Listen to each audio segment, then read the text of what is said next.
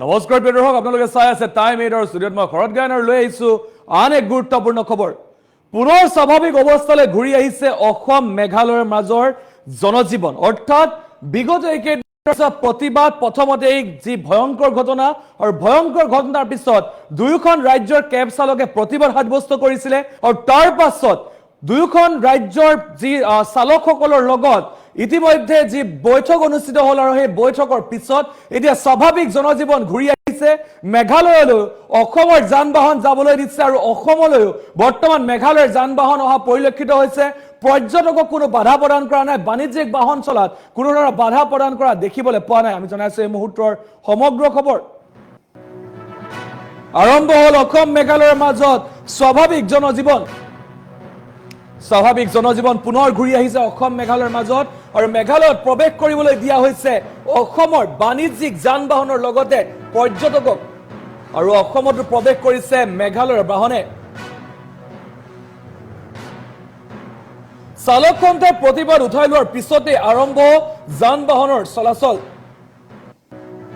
আৰু ঘূৰি আহিছে আবদ্ধ হৈ থকা প্ৰতিগৰাকী পৰ্যটক ঘূৰি আহিছে আৰু মেঘালয় চৰকাৰে মুকলি কৰিছে টোল ফ্ৰী নম্বৰ আৰু টোল ফ্ৰী নম্বৰটো আপোনালোকে সেভ কৰি ৰাখক 1005992026। এই নম্বৰটোত আপোনালোকে ফোন কৰিব পাৰিব যদি কিবা অসুবিধাৰ সন্মুখীন হয়। এই নম্বৰটোত টোল ফ্ৰী নম্বৰটোত আপোনালোকে ফোন কৰিব পাৰিব। ফোন কৰি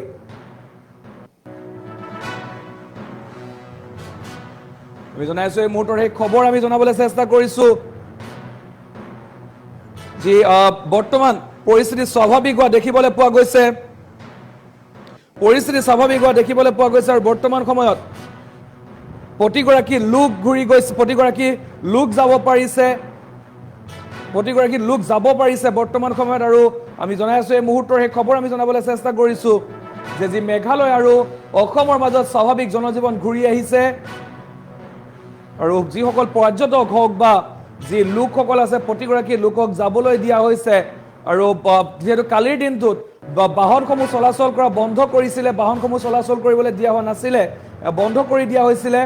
কিন্তু তাৰ পাছত যিহেতু কালিৰ দিনটোত যদি চাবলৈ যাওঁ মেঘালয় বৰ্ণিহাট আৰু বৰাপানীৰ পৰা উভতাই পঠিওৱা হৈছিলে আৰু তাৰ পাছত আজিৰ দিনটোত এক প্ৰকাৰ স্বাভাৱিক অৱস্থালৈ ঘূৰি আহিছে। কালিৰ যি বৈঠক অনুষ্ঠিত হৈছিলে দুয়োখন ৰাজ্যৰে কেব চালকসকলৰ সৈতে বৈঠক কৰিছিলে মেঘালয়ৰ কেব চালকসকলৰ সৈতে বৈঠক কৰিছিলে। সমান্তৰালকৈ অসমতো অসমৰ কেব চালকসকলৰ সৈতে বৈঠক কৰিছিলে আৰু বৈঠকৰ পিছত এই বৃহৎ সিদ্ধান্ত গ্ৰহণ কৰা হৈছিলে আৰু আজিৰ দিনটোত প্ৰতিখন বাহন যাবলৈ দিয়া হৈছে আৰু স্বাভাৱিক জনজীৱন পুনৰ ঘূৰি অহা দেখিবলৈ পোৱা গৈছে। আমি জনাই আছো এই মুহূৰ্তৰ সেই খবৰ আমি জনাবলৈ চেষ্টা কৰিছো।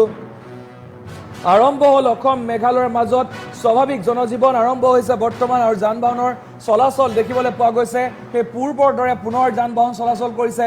অসমৰ গাড়ী মেঘালয়লৈ গৈছে, মেঘালয়ৰ বাহন অসমলৈ অহা দেখিবলৈ পোৱা গৈছে আৰু বৰ্তমান সময়ত সেই যি পূৰ্বৰ যি যান বাহনৰ চলাচল সেয়া আৰম্ভ হোৱা দেখিবলৈ পোৱা গৈছে। যিহেতু বিগত কেইদিনত এক প্ৰকাৰ উত্তপ্ত পৰিস্থিতিয়ে বিৰাজ কৰা দেখিবলৈ পোৱা গৈছিলে, চেপা উত্তেজনাই বিৰাজ কৰিছিলে অসম মেঘালয় সীমান্তত আৰু তাৰ পাছত আজিৰ দিনটোত যদি কওঁ যে আজিৰ দিনটোত কিন্তু এক প্ৰকাৰ স্বাভাৱিক জনজীৱন ঘূৰি অহা দেখিবলৈ পোৱা গৈছে। প্ৰতিগৰাকী যান বাহন চালকসকলে কাকো বাধা প্ৰদান কৰা দেখিবলৈ পোৱা নাই আৰু বিনা বাধাৰে তেখেতলোক যাব পাৰিছে, বিনা বাধাৰে তেখেতলোক মেঘালয়লৈ যাব পাৰিছে আৰু অসমলৈ আহিব পাৰিছে। আমি জনাইছো এই মুহূৰ্তৰ এই খবৰ আমি জনাবলৈ চেষ্টা কৰিছো। অসম মেঘালয়ৰ মাজত পুনৰ স্বাভাৱিক জনজীৱন আৰম্ভ হৈছে।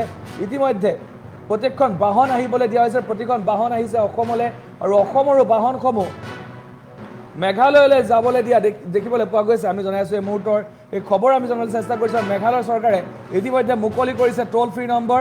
পুনৰ আমি টোল ফ্ৰী নম্বৰটো কৈছো 1800592026। এই নম্বৰটো আপোনালোকে যদি কিবা বিপদত পৰে তেতিয়াহ'লে টোল ফ্ৰী নম্বৰটো আপোনালোকে ফোন কৰিব পাৰিব। 24 ঘণ্টাই মুকলি থাকিব এই টোল ফ্ৰী নম্বৰ। আৰু যিহেতু বিগত কেইদিনত যথেষ্ট ভয়াৱহ পৰিস্থিতি হোৱা দেখিবলৈ পোৱা গৈছিলে মেঘালয় আৰু অসমৰ মাজত, প্ৰথমতে মেঘালয়ত এই ভয়ংকৰ ঘটনাৰ পিছতেই অসমৰ কেব চালকসকলে অসমত প্ৰৱেশ বন্ধ কৰিছিলে মেঘালয়ৰ বাহন আৰু কালিৰ দিনটোত মেঘালয়ত প্ৰৱেশ বন্ধ কৰাইছিলে অসমৰ বাহনসমূহ। আৰু তাৰ পাছত আজি যদি দিনটোৰ কথা কওঁ, আজিৰ দিনটোত অসমত পুনৰ সেই স্বাভাৱিক জনজীৱন ঘূৰি আহিছে। অসম মেঘালয়ৰ মাজত পুনৰ স্বাভাৱিক জনজীৱন ঘূৰি অহা দেখিবলৈ পোৱা গৈছে আমি জনাইছোঁ এই মুহূৰ্তৰ এই খবৰ আমি জনাবলৈ চেষ্টা কৰিছোঁ অসম মেঘালয়ৰ মাজত আৰম্ভ হৈছে স্বাভাৱিক জনজীৱন পূৰ্বৰ সেই যি অসম মেঘালয়ৰ মাজৰ যি সম্পৰ্ক সেই সম্পৰ্ক পুনৰ দেখিবলৈ পোৱা গৈছে আৰু বৰ্তমান সময়ত অসম মেঘালয়ৰ মাজত যান বাহন চলাচল হোৱা দেখিবলৈ পোৱা গৈছে আমি সেই দেখুৱাই আছোঁ দৃশ্যাংশ আপোনালোকক দেখুৱাই আছোঁ অসম মেঘালয়ৰ মাজত পুনৰ স্বাভাৱিক জনজীৱন আৰম্ভ হোৱা দেখিবলৈ পোৱা গৈছে আৰু অসমৰ পৰা যান বাহনসমূহ যাব লৈছে বিনা বাধাৰে পৰ্যটক আৰু বাণিজ্যিক বাহনসমূহ যাব পাৰিছে